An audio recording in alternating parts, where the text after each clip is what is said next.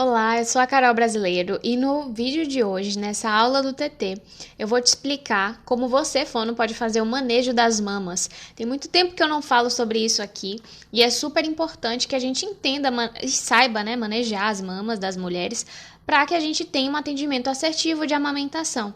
Essa questão de atendimento de mamas a gente não aprende lá na faculdade, né? A gente vai, se forma em fonoaudiologia, até passa pelo estágio de amamentação, mas a gente não tem muita coisa sobre manejo de mama. Nem sempre a gente aprende a ordenhar, nem sempre a gente aprende sobre lactação. E é super importante a gente saber fazer esse manejo, porque isso faz parte de uma consulta de amamentação, né? Uma mulher que chega para você com um bebê, você não vai atender só o bebê. Então, a primeira coisa que precisa ficar muito clara na nossa mente é que a gente não atende só o bebê. Boa noite, Denise. Seja bem-vinda. Boa noite, Thaís. Sejam todos muito bem-vindos. Eu vou trazer aqui um passo a passo, né? A proposta dessa aula é trazer um passo a passo, mas eu quero começar dizendo assim, a importância da gente fazer esse manejo, né? E aí, como eu tava falando, a gente não vai nunca manejar só um bebê, né? A gente não vai nunca manejar só a dificuldade de amamentação propriamente, ou só aquela parte da mamada. A gente precisa entender de mama. E aqui hoje eu vou te dizer tudo o que você precisa saber sobre as mamas para realmente prestar um atendimento assertivo nesse sentido, tá? Então, como é que eu, fonoaudióloga, posso prestar um atendimento assertivo, né? Eu não estudei essa parte, né? Estudei muito pouco lá em anatomia. E é claro que a gente tem o nosso papel. E é muito curioso que a gente, né, nesse manejo de mama, a gente pode atuar inclusive com a laser terapia, né? A laser terapia, a única resolução que fala sobre o uso do laser dentro da amamentação, sobre esse manejo, na amamentação, com o manejo de mamas, né? Então, a fonoaudiologia pode utilizar, né? Pode trabalhar com a amamentação e realizar esse manejo e trabalhar o laser para cicatrização no manejo de amamentação. Então, a gente trabalha, de repente, aí com cicatrização nessa área de manejo de mamas. Mas para a gente trabalhar com isso, a gente precisa entender. Então, vamos lá para a gente entender esse passo a passo, tá certo? A primeira coisa que a gente tem que saber, ter bem claro na nossa mente, é que a gente precisa conhecer os tipos de mamas, tá? E existe uma infinidade de mamas, né? A gente tem mamas grandes, mamas pequenas, mamas mais flácidas, né? Mamas com pouco tecido de gordura, né? Com pouco tecido adiposo. E aí são aquelas mamas que são menorzinhas, né? Não são tão volumosas. Isso pode dizer alguma coisa sobre a produção de leite, sim, né? Mamas bem volumosas, elas costumam ter mais glândulas mamárias. Porém, isso não significa que todas as glândulas são funcionantes, nem significa dizer que mulheres que têm peito pequeno não vão conseguir amamentar. Isso não tem nada a ver, tá? Existe uma coisa muito característica que é de cada mulher que se chama capacidade de armazenamento de leite, certo? E que cada mama vai ter a sua. Cada mulher vai ter suas mamas e cada mama, né? Uma mama direita, uma mama esquerda, cada uma vai ter a sua própria característica e a sua própria capacidade de armazenamento. Tem uma coisa muito curiosa que a gente precisa também estar atenta, é que muitos bebês conseguem perceber isso, essa capacidade de armazenamento. E às vezes tem mulheres que produzem mais leite numa mama do que na outra. E aí o bebê, por acabar percebendo essa diferença, ele tem preferência mais por uma mama, e aí acaba estimulando mais essa mama, e quanto mais ele estimula, mais ela produz, e a outra fica pouco funcionante, porque não é tão estimulada, e o bebê acaba tendo preferência por conta de fluxo, porque percebe que naquela mama é mais fácil de sair o fluxo, e claro que tem um conjunto de questões aí que estão associadas a isso, né? A pega desse bebê, o posicionamento dele, né? Como é que ele tá ali no colo dessa mãe, como é que ele tá indo no peito, mas a capacidade de armazenamento de leite de cada mama influencia diretamente. Então, é muito curioso que tem muitos bebês que acabam percebendo isso. Aqui sai mais leite. Principalmente quando eles estão com bastante fome, ele vai para aquela mama, né, que ele prefere. Quando é na outra mama, é mais difícil. E muitas mães relatam isso, né? Mas ele tem preferência por esse peito. É super importante que a gente perceba isso, porque, claro, preferência por uma mama também pode denunciar vários outros problemas, né? Pode denunciar um bebê que tem um freno lingual curto, pode denunciar uma mama que está sendo muito estimulada e a outra pouco, que a mãe não faz revezamento, né? Porque o bebê começou a preferir aquela, dá sempre aquela. Então, a gente precisa entender melhor isso, até para poder saber manejar essa família, né? Para poder manejar melhor. Às vezes a mulher fala assim, olha, essa mama minha é maior do que essa, sempre foi. E aí acaba que a mama maior, né? por ter mais tecido adiposo, acaba desenvolvendo um número maior de glândulas mamárias e tendo um pouco mais de fluxo de leite, a criança acaba preferindo ali. Mas isso é caso a caso, a gente precisa entender a singularidade de cada dupla para começar a atuar nesse sentido, certo? E aí, nós, enquanto fonoaudiólogas, precisamos estudar essa parte e precisamos entender a diferença entre as mamas. Então, eu sempre falo lá no Fono do TT, né, que a gente precisa conhecer e a gente tem um esquemazinho na nossa cabeça, né, de avaliação, em que a gente vai chegar ali para aquela mulher, para aquela dupla, e que a gente vai fazer o passo a passo. Primeiro a gente avalia isso, depois a gente avalia aquilo, né? Tem um cronogramazinho, né? Tem um passo a passo. E para a questão das mamas, tem um outro passo a passo. É como se fosse um passo a passo dentro do passo a passo, né? Pra gente avaliar a mama, tem um scriptzinho, né? Avaliar, na verdade, a mulher, né? Tem um scriptzinho para fazer essa avaliação da mama. Eu começo por entender qual é o tipo de mama que eu tô falando. Então, se eu tenho uma mama mais volumosa, né? Eu posso desconfiar de algumas coisas, mas eu preciso ver esse bebê amamentando para poder fechar o meu diagnóstico, é claro. Mas a gente precisa entender que a gente tem mamas com mamilos compridos, mamas com mamilos planos, mamas com mamilos invertidos, né? Que é aquele tecido umbilicado. O que é um tecido umbilicado? Ele tá para dentro, né? E aqui eu tenho um modelinho de mama com um mamilo invertido. Ele é para dentro, literalmente. Muitas vezes tá assim o tecido, né? Então, a gente tem algumas mamas que é assim. E a amamentação é possível, sim, em todos os tipos de mamilos. Em todos os tipos de mamilos e em quase todos os tipos de mamas. Por que eu falo quase? Porque existem mulheres que têm algumas mamas, que já fizeram alguns procedimentos, mas que não têm armazenamento de leite. E em alguns casos, assim, raros, existem, né, aquelas mulheres que não conseguem lactar. Mas esses casos são raros. E assim, até mulheres que não gestaram conseguem lactar tendo mamas com glândulas funcionantes, né? Se essa mulher consegue estimular a glândula mamária, ela vai conseguir, né, fazer com que essa mama produza leite. Então, fazer com que a lactogênese aconteça, tá? Mas assim, é importante dizer que não importa se o mamilo é muito grande, se o mamilo é muito pequeno, a gente consegue estabelecer a amamentação e tem, claro, estratégias específicas para cada tipo de mama, certo? Uma coisa muito importante da gente saber é que existem areolas e areolas. E aqui eu vou falar um pouquinho da estrutura da mama, né? Porque a gente não estuda muito isso em fonoaudiologia, a gente quase não vê. Então aqui eu tenho uma mama, um modelo de mama ela é uma mama média, né? De tamanho médio, com uma areola pequena, né? A areola é essa parte daqui da mama. E a gente tem um mamilo que é muito comprido, né? Bem compridinho. O que pode acontecer? Eu, enquanto fonoaudióloga, quando eu vejo isso aqui, eu penso assim, olha, o bebê vai mamar aqui. E a primeira coisa que a gente tem que pensar é construir já o raciocínio quando a gente vê essa mama. Às vezes a mãe chega, a mãe que tem uma mama assim com o mamilo mais comprido, chega com a queixa de que o bebê se engasga com frequência ou que ele tem gags frequentes. E às vezes é porque o bebê não tá fazendo uma pega correta, ou porque esse mamilo é muito comprido, tá incomodando, e esse bebê é muito pequenininho ainda, talvez nasceu prematuro, e aí o tamanho do mamilo não é compatível às vezes com o tamanho da cavidade oral.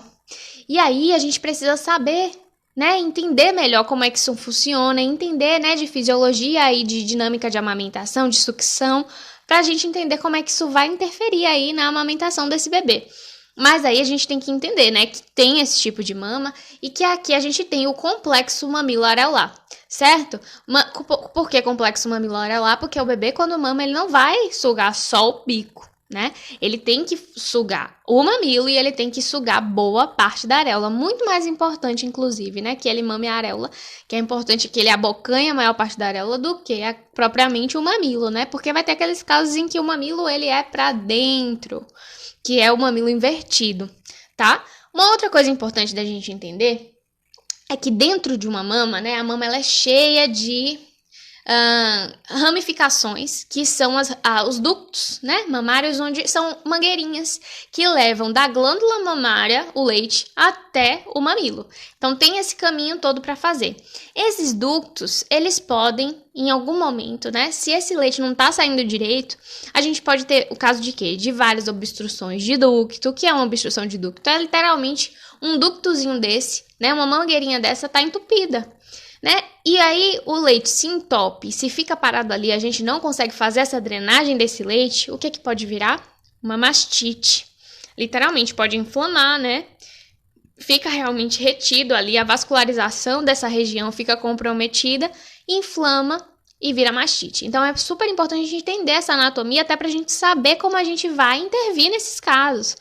E as glândulas onde estão o leite materno armazenado, que é como se fosse bolsinhas, né, aqui no fundo, elas estão mais para trás. Então, sabe o que é importante a gente saber? Que quando a gente vai fazer uma expressão na mama de uma mulher, a gente nunca deve fazer a expressão, ó, só aqui nessa região.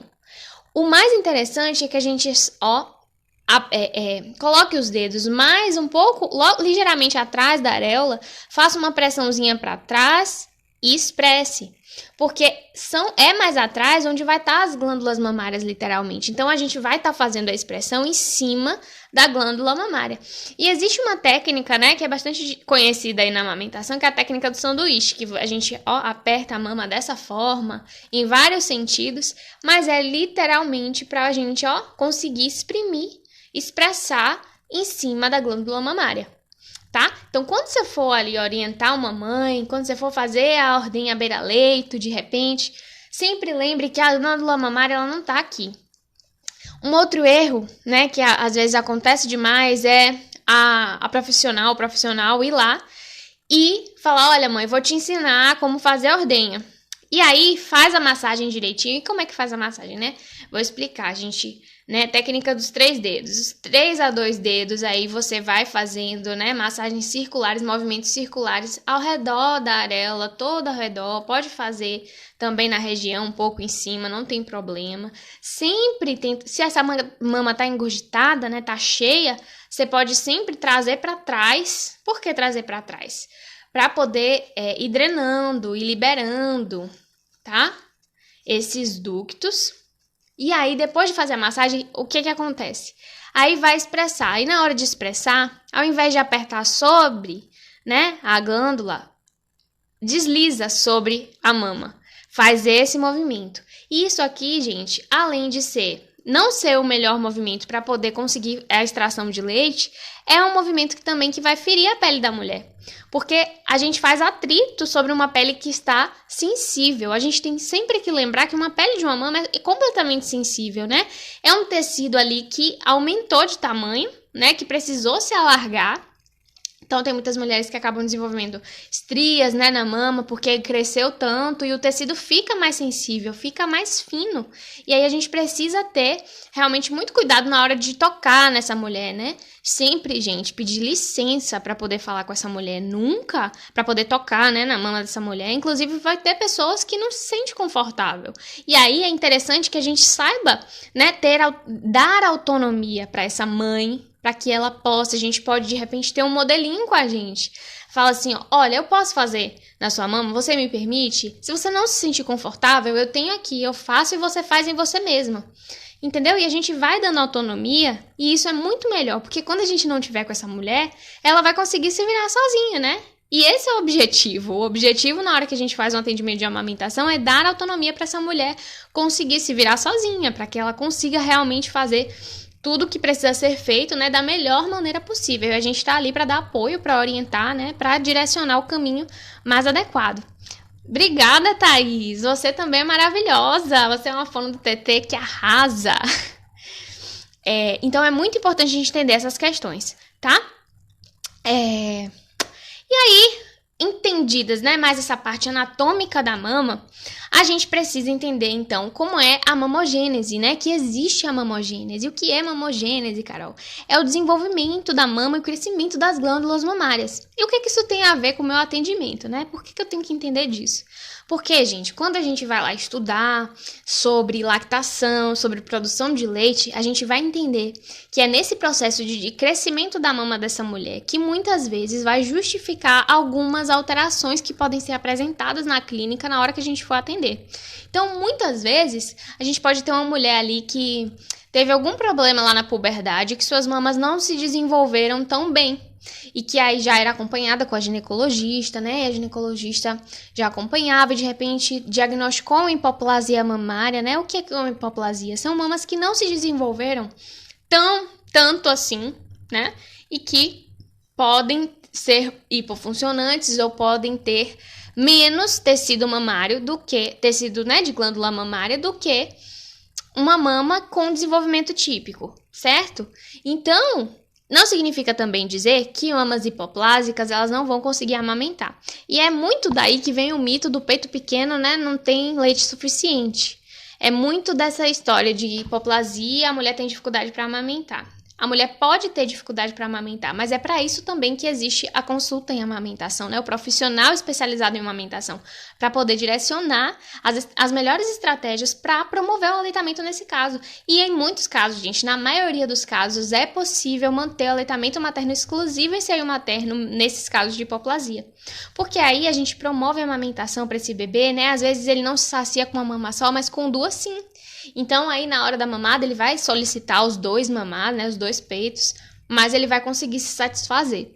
E aí, a gente entendendo, né, que cada mulher tem um desenvolvimento próprio, que a gente precisa investigar isso na hora do nosso atendimento, né, que a gente precisa saber, olha, mãe, já fez alguma cirurgia na mama, tem algum diagnóstico, né, a ginecologista já falou alguma coisa sobre a sua mama? Não, tá tudo certinho? Ótimo, maravilha, mas você vai investigar tudo isso até para direcionar a sua avaliação, né? Muitas vezes você vai chegar lá, a mulher tem uma mama super volumosa e pouco leite, baixa produção láctea.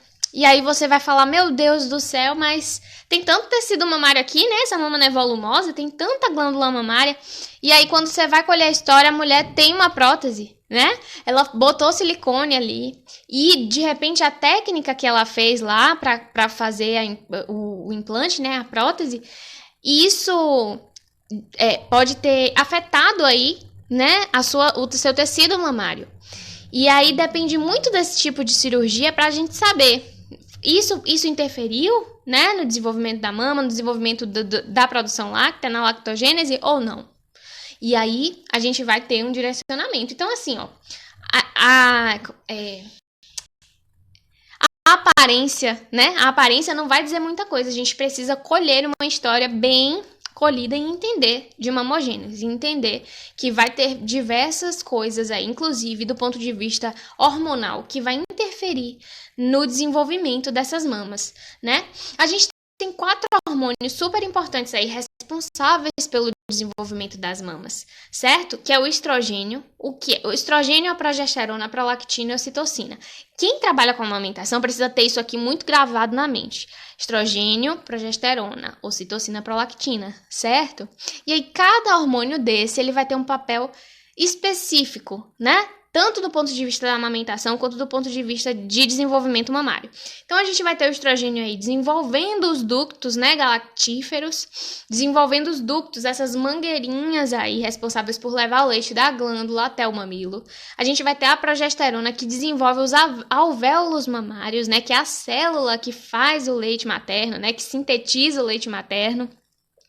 A gente vai ter a prolactina, que é responsável por produzir o leite, né? Ela vai sintetizar, certo? Se a gente tiver muita progesterona, mas não tiver prolactina, não acontece produção de leite. Ela faz a síntese e também é responsável pela secreção desse leite.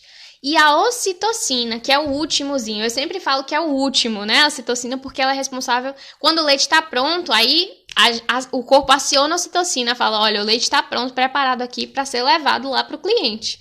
E aí, ele é o menino da entrega, né? Pega lá o leite e faz o reflexo de ejeção de leite. Ela é responsável pela ejeção de leite, ou seja, levar esse leite que está lá armazenado na glândula até o mamilo, tá? Então, assim, ó, o estrogênio desenvolve os ductos, a progesterona desenvolve os alvéolos, ou seja, responsável aí pela mamogênese, pela formação dessas mamas, e a prolactina e a ocitocina vão ser mais responsáveis, né? Uma pela produção do leite, a outra por levar esse leite até a ponta, né? Ou seja, o mamilo, para que esse bebê consiga extrair o leite e se nutrir. Então, é super importante a gente entender, certo? Que existem esses hormônios que eles são atuantes diretamente na produção dessa mama, tá? Existe um outro compartimento na mama que é super importante a gente saber, que são as glândulas Montgomery, O que são essas glândulas, né? Elas são pequenos pontinhos, né? Toda mulher tem no peito e na amamentação elas saltam mais aos olhos. Quando as mulheres elas estão ali no pós-parto, essa glândula fica bem brilhante, assim, e são uns pontinhos que tem nessa região aqui da areola. O que essas glândulas são responsáveis, né? Elas secretam aí uma substância que é responsável por lubrificar essa região, tá? E também elas têm um cheiro característico que ajuda o bebê a encontrar o mamilo, encontrar a mama e realizar a pega correta. Então imagina se a gente tem aqueles casos especiais, né, de bebês que têm problemas oculares. Não precisa necessariamente enxergar, até porque a visão de um bebê RN é quase nada, né? Eles enxergam muito pouquinho. E aí esse cheiro característico dessa glândula Montgomery, né, vai ajudar o bebê a encontrar o mamilo ali e realizar a amamentação da maneira mais efetiva. Então, ela lubrifica, né, e vai proteger o seio. Ainda fornece essas pistas olfativas para a criança aí, certo? E aí é por isso que a gente fala que não deve usar pomada, é por isso que a gente diz que não se deve passar nada nessa região, né, nem usar aquelas conchas de amamentação que acabam ferindo essa região e abafando, né, o que faz proliferar fungo, proliferar bactéria. Se a gente deixa uma mama abafada, né, que tá ali o tempo todo secretando alguma coisa, a gente tem uma casa perfeita para o desenvolvimento de fungo. E aí a gente tem o quê? Desenvolvimento de candidíase mamária. Quantas mães, né, que usam absorvente de seio recorrentemente por desconhecimento mesmo, né, às vezes por indicação de um profissional aí desatualizado, usa recorrentemente e começa com as fisgadas, com as pontadas, com as coceiras, o bebê com a língua branca, né? E a mulher sentindo muita ardência, muita pontada nessa região, sem saber o que é. E aí um caso de candidíase mamária, e às vezes subdiagnosticado, porque ninguém tem o conhecimento ali de amamentação para fazer o diagnóstico diferencial e encaminhar essa mulher para fazer o tratamento, né? Tratamento médico. Então é super importante entender isso, tá? A gente precisa também, quando a gente fala de desenvolvimento de mama, saber diferenciar estágios, né, de lactação nessa mama. É super importante que a gente entenda a questão da lactação, lactogênese 1, 2 e 3, mas eu não vou entrar nesse mérito hoje. Hoje eu quero falar do estágio em que a gente encontra essa mama. A gente tem 3 fenômenos aí que podem acontecer, principais, né, que podem acontecer com uma mama que está lactando, né, com uma mulher ali que está produzindo leite. O primeiro estágio que eu quero falar é a apojadura. O que é uma apojadura? Uma mulher, né, que está ali no pós-parto, entre o terceiro ali e o quinto dia, ela vai ter a descida do leite. A apojadura nada mais é do que essa descida do leite. E é super importante a gente entender isso para saber administrar também a mulher e a mamada dentro desse período, porque muitas vezes, né, ela pode ter dificuldades ou um atraso dessa lactação, né, dessa descida do leite, ou ela pode estar ali com a mama completamente cheia de repente, e se a gente não entende sobre a amamentação, essa mulher tem um risco grande de fazer uma mastite, mas é ali entre o terceiro, né, nos primeiros dias, digamos assim, na primeira semana. Se essa mulher tá com o peito muito cheio, a gente tá falando de apojadura, certo? A gente tá falando do primeiro momento que desce ali muito leite. Logo quando o bebê nasce, o que a mulher produz é colostro, certo? É um leite super importante, rico em proteínas e em anticorpos para o bebê. E depois que esse bebê mama esse colostro ali, né, com essa estimulação acontece a lactogênese 3, né, que é a apojadura, que é marcada aí pela apojadura. Só que o que acontece? Se a gente pega uma mãe, né, que passou dessa primeira semana e ainda tá sentindo a sua mama muito cheia, não tá conseguindo fazer o esvaziamento, a gente acende um alerta. Opa, essa mulher, esse bebê não tá mamando direito, né? Porque se ele estivesse mamando direito, isso ia passar mais rápido, né? Ela ia conseguir fazer o esvaziamento e livre demanda.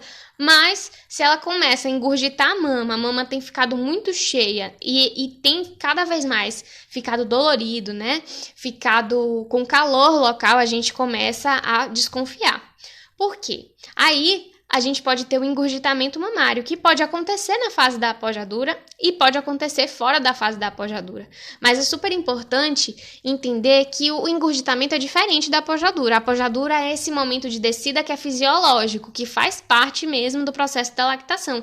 E o engurgitamento é quando a mama está cheia, mas esse leite não está saindo dessa mama. E por isso tá ficando ali parado, é um empedramento literalmente, né? E aí quando a gente tem leite parado no peito, leite empedrado no peito, isso é um grande risco para redução da produção láctea dessa mulher, porque precisa sair para ela produzir mais, se não sai o corpo tende a diminuir essa produção, certo? Então é super importante a gente saber diferenciar isso para saber manejar, para saber orientar a ordenha, para falar, olha, o seu bebê não tá ganhando peso porque ele não tá indo no peito. Inclusive, o seu peito tá engurgitando. Seu leite tá ficando empedrado aí, porque deveria estar na barriguinha do bebê. E entender ali se tem alguma coisa nesse meio do caminho que tá atrapalhando, né? Às vezes um freno lingual curto, às vezes o bebê tá indo de 3 em 3 horas pro peito e não em livre demanda. Às vezes o bebê não tá fazendo uma pega correta. Então, uma mama dá muitos indícios daquilo que tá acontecendo com a criança e com esse binômio. Principalmente aí nos primeiros dias, né, de amamentação. Então, é fundamental entender isso. O engurgitamento é essa fase, certo? Em que a mama estão mais vermelhas, né, mais brilhantes, e vermelhas não, mas assim, brilhantes, cheias, mais rígidas, né? E aí a gente precisa fazer um manejo de ordenha, né, de alívio para essa mulher ali, com compressas, para que ela sinta-se aliviada nesses casos. E aí a gente tem um terceiro estágio, que é o estágio do engurgitamento não tratado. É super importante dizer que o engurgitamento, ele sempre vai demonstrar pra gente algo que não está certo, algo que não está bem, né? O engurgitamento, ele não acontece, não é natural. Né? Mamas que estão engurgitando é porque o leite não está saindo do peito. Na apojadura, nem toda mama engurgita, né? A apojadura vai ter descida do leite, mas não necessariamente fica engurgitado, porque se essa mulher conhece de manejo de amamentação, ela vai sentir seu peito encher, ela vai esvaziar esse TT, né? Ou seja, pela própria amamentação da criança ou pela ordenha, né? A ordenha de alívio, para não deixar esse leite parado. E o engurgitamento, o leite vai ficar ali. Então, algo está acontecendo. Essa mulher não está tendo um manejo adequado, certo? E o terceiro estágio é a mastite, né? Que é quando esse leite fica parado, inflama, né? Então, a gente já tem calor local, a mama fica com aspecto vermelho, pode ser pontual, pode ser em uma área mais extensa da mama. E aí, desenvolve um processo inflamatório, que pode virar infeccioso, enfim. E aí, o caso de mastite precisa do acompanhamento médico, né? Para fazer uso de medicamentos e precisa de drenagem dessa mama, com certeza. O que acontece muitas vezes em caso de mastite é que essa mulher muitas vezes não tem o acompanhamento adequado, né? E profissionais desatualizados falam para ela que não pode amamentar durante a mastite. Pelo amor de Deus, isso não existe, tá? Não existe evidência científica que diga que a mulher que tá com mastite não pode amamentar. Pelo contrário, ela deve amamentar para esvaziar, mas nem sempre ela vai conseguir, porque às vezes vai estar muito machucado, muito dolorido, mas ela precisa ordenhar, precisa aliviar essa mama, é isso que vai fazer essa inflamação cessar, né? E em casos mais agudos ainda, isso pode virar um abscesso, né? E aí precisa drenar cirurgicamente. Então, para vocês verem, às vezes uma coisa pequenininha pode virar um problemão. Por isso a gente precisa entender de mama. E quando a gente pega essa mãe ali já com esse problema, às vezes a gente vai fazer a avaliação da mama, e eu sempre falo sobre fazer a avaliação da mama antes de avaliar a mamada, a gente já enxerga ali, opa, tá engurgitada, opa, tem sinal de mastite. Então, alguma coisa está acontecendo, essa mama não está sendo esvaziada. Esse bebê pode ter um problema para pega, esse bebê pode ter um freno lingual curto, algo que está impactando, essa mulher pode não estar sabendo como colocar esse bebê no peito para ele mamar direito e conseguir ganhar peso e tudo mais. Quando a gente fecha a avaliação, uma coisinha vai se ligando na outra. Às vezes, aí a mãe tá lá com a mama engurgitada, quase fazendo uma mastite. O bebê tá ali perdendo peso, passado aquela primeira semana que a gente espera que ele perca, né, 10% ali do seu peso. Perdão. Passada essa primeira semana, a gente espera que esse bebê comece a ganhar peso e de repente ele não tá ganhando peso. Ele tá indo pro peito, tá em aleitamento materno exclusivo, a mulher começa a fazer mastite, eu penso assim, epa, alguma coisa tá errada, né? E muitas vezes vai ser porque esse bebê não tá fazendo extração efetiva de leite, né? Ou não tá tendo transferência efetiva, na hora que ele vai pro peito, ele não tá conseguindo fazer uma sucção adequada, às vezes é uma disfunção oral, então, você fono precisa entender de manejo de mama, né? E a gente não aprende manejo de mama na faculdade, a gente aprende manejo de mama fazendo curso de amamentação, né? Realmente estudando sobre a amamentação, se debruçando sobre esse assunto, né? Buscando artigo, buscando livros, buscando cursos que realmente sejam atuais sobre esse tema. Então, é super importante a gente entender isso e saber saber diferenciar, porque é isso que vai fazer a nossa intervenção ser mais assertiva, né? A gente só vai saber, na verdade, como intervir se a gente fizer uma avaliação legal e aí a gente faz o diagnóstico diferencial, certo? Então, é importante saber que existe um manejo adequado para cada situação, né? A gente tem que evitar as nossas regrinhas pré-estabelecidas quando a gente fala de amamentação, essa coisa de não poder ofertar as duas mamas na mesma mamada, isso não existe, cada caso vai ser um caso. Então, lembre-se sempre disso, né? Isso só atrapalha essas regrinhas para a mulher. Tudo vai depender da demanda da criança e da biodisponibilidade láctea dessa mulher também, certo? Quando a gente pensa em uma mama tá pronta para amamentar, a gente sempre pensa numa mama que vai estar macia, numa mama que não vai estar rígida, numa areola que vai estar macia, ela elástica, né? Para poder esse bebê sugar, conseguir sugar e esse mamilo, ó, conseguir fazer um movimento de estender, né? Para que essa mama, ó, consiga estar bem macia. Se ela não tiver macia, se ela tiver dura, rígida, o bebê não vai conseguir fazer todo o movimento que ele precisa fazer para conseguir sugar, né? É super importante a gente saber que posicionamento interfere diretamente no esvaziamento da mama também, né? Então, para casos específicos, a gente tem posicionamentos específicos. A gente tem, se uma mulher produz demais leite, a gente pode posicionar essa mulher, né, contra a gravidade e o bebê, na verdade, o bebê mamar contra a gravidade, né? E essa mulher deitada e esse bebê ser o protagonista ali para ele ficar tirando o volume de leite do seio e não o volume de leite está saindo diretamente, né? A gente tem diversos manejos para cada caso específico, né? E existem estratégias, inclusive, simples e eficazes para ajudar essa mulher em várias situações. E aí, falando de engurgitamento, né? Porque são muitas situações, eu não ia conseguir trazer tudo aqui para vocês. Mas assim, quando a gente tem mamas engurgitadas, o que é que a gente pode fazer? Né? A gente tem uma coisa que é muito acessível, que a maioria das mulheres conseguem fazer, que é a compressa de repolho, né? Que a gente tem evidência científica falando do repolho, né? O repolho tem substâncias nele que são anti-inflamatórias. E além disso, a gente faz a compressa gelada com o repolho. Então a gente pega uma folha de repolho, higieniza bem bonitinha, né? Coloca num saco, no micro-ondas, uns minutinhos, ela congela rápido. E aí a mulher pode levar a mama. Deixa lá na mama até a folha descongelar. Quando descongelar, troca, pode colocar outra até ela sentir alívio. Compressa gelada alivia demais a mama, né? Tem outros tipos de compressa, mas essa com repolho é super interessante, porque é algo que é acessível à maioria das mães, né? É algo que pode ter em casa facilmente e que ela pode já ter as suas compressinhas ali para esses momentos, né, em que pode acontecer essa coisa do engurgitamento, principalmente mulheres que estão retornando ao trabalho, né? Não tem sempre tempo para estar ordenhando. É importante ter essas compressas em casa, né? A laser terapia também é algo que é super importante, né, dentro do manejo das mamas. Lá no Fono do TT eu falo sobre a aplicabilidade do laser na amamentação, como é que a gente pode usar, quais são os protocolos que a gente utiliza. E a gente tem aquelas estratégias também para otimizar a pega do bebê, quando a gente fala de mama. Então, a massagem, né, deixar a mama bem elástica, deixar a mama bem macia, né, fazer uma pinça. Nos casos em que a mãe tem um mamilo invertido, o mais importante é a gente saber deixar essa areola elástica, né? Tanto quanto nesses casos em que o mamilo é grande, a gente precisa deixar isso aqui bem elástico para o bebê conseguir sugar, e ele consegue, né? E a gente aprender a fazer uma pinça bem feita para colocar essa areola na boca da criança e ele conseguir sugar sem precisar da pista aí do mamilo, tá? Muitas crianças conseguem. E a gente precisa entender que também tem coisas que são contraindicadas, né? Nada de esponja, nada de concha para formar mamilo, nada de esponja para esfregar essa região. Não existe preparo de mamas durante a gestação, né? Não existe isso. Isso aí é tudo referência, não, na verdade, é tudo conhecimento desatualizado, muito antigo, né? Que não tem embasamento científico nenhum e que pode prejudicar, inclusive, o momento da amamentação. Então, não existe preparação. A preparação é fisiológica do organismo, tá?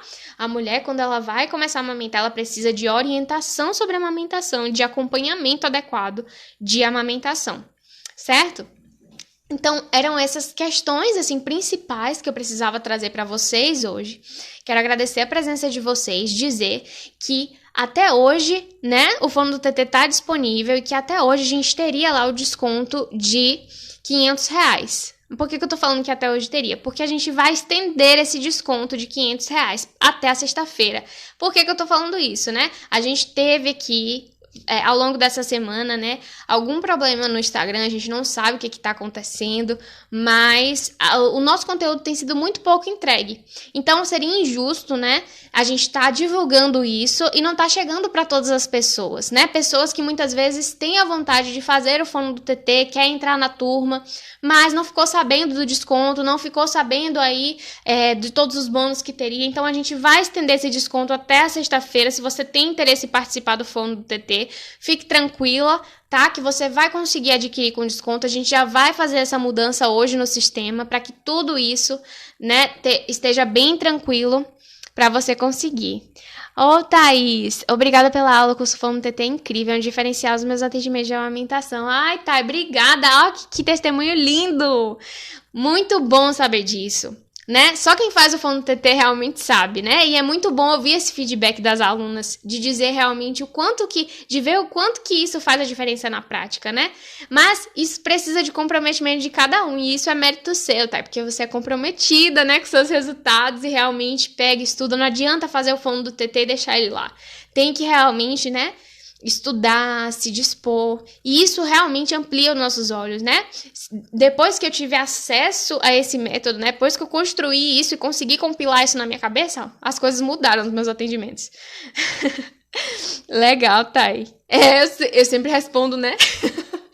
Eu posso até demorar, gente, porque eu faço bastante coisa, mas eu respondo, viu? E eu sou bem rápida até. Gente, muito obrigada pela presença de vocês. E eu espero vocês, né, no Fono do TT. Até a sexta-feira, e as inscrições, né, terminam no final dessa semana. Então, se você tem vontade de participar desse curso, né, fique à vontade, as inscrições estão abertas. E estou à disposição para tirar as dúvidas. Muito obrigada pela presença de vocês. Um beijo, Thaís.